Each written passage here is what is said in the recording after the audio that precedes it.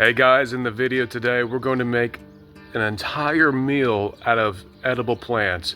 And these are common edible plants that everybody can just find commonly on roadsides and yards, you name it. We're going to do that today. It's kind of like a challenge, and that's exactly what we're going to do. So let's get started. Okay, I went back to get better video quality and better descriptions of the plants I show you. The dandelions are obviously identified by the yellow flowers, the jagged toothy edges that with these arrow-like structures on the leaf pointing downward, and when you break the stem, it actually is kind of milky.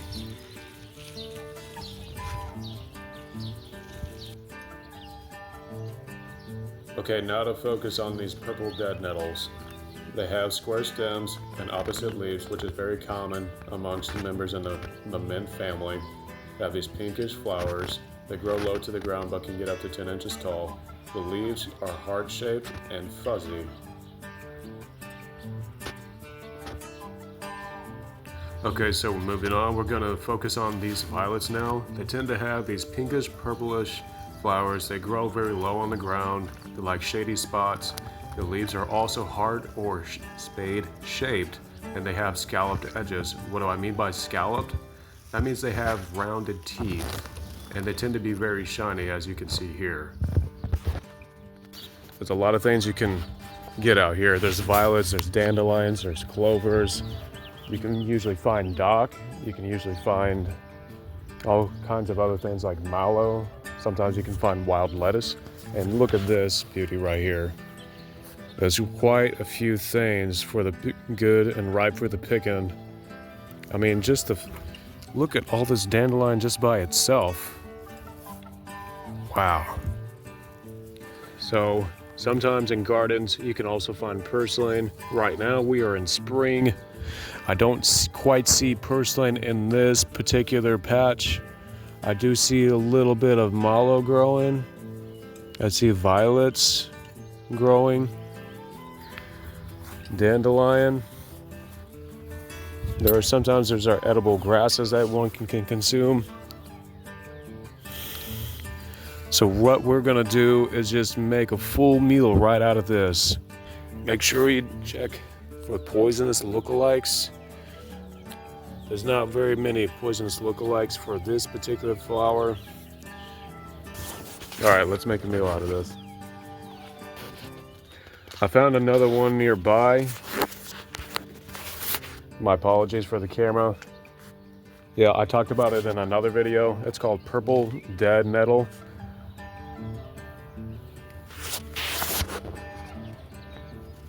And now we're gonna start gathering this stuff and start to eat it.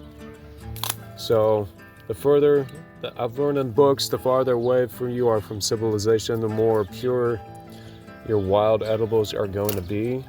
That seems to be a good pile. I'm gonna go back over here to this big patch of dandelions and violets. I'm gonna gather it into our pile. The Europeans brought the dandelion actually in older times from Europe, and it just spread like wildfire. Let's just get some of these leaves. You can actually make coffee. Everything about the dandelion is edible. Even the roots are edible. You can boil them like a regular vegetable, and I've even made, it's actually good as a coffee substitute. Isn't that crazy? So let's get some more of this. And that seems to be a good. And now let's go inside. Okay, so what I've done is, in order to clean the purple dead nettle and all this dandelion right here, I've had to just put it in filtered water and put vinegar in it. And it's simply, you can also add baking soda, because baking soda also helps get rid of possible herbicides and pesticides if you got them from a sketchy area. You can actually use baking soda in your everyday lives for the fruits and vegetables that you get from the store, if you want to help it remove the herbicides and pesticides that do linger on it. But yep, so that's what we have so far. In a moment, I'm gonna take this out and I'm gonna saute them with salt and pepper. Okay, so I got the heat going and I'm about to oil it up with some salt and pepper as well. I'm gonna use this. I like to just spray things sometimes with olive oil. It's a lot faster, you know. Oop. All right, here we go. The heat is on. I tend to like to use organic like olive oil in my salads. Tastes better that way. And now I'm gonna add a little bit of pepper to it. Okay, now I'm gonna be adding some salt to it if I can actually find it. Okay, there we go. I found it. It requires 2 hands. One moment.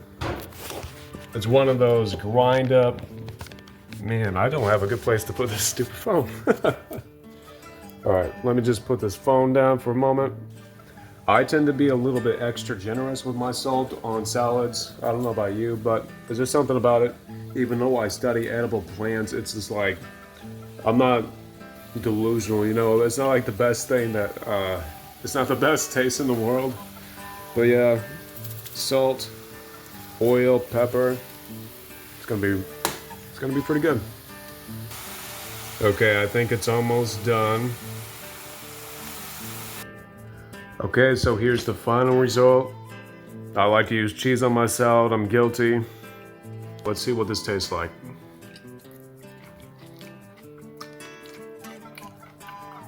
It's not bad.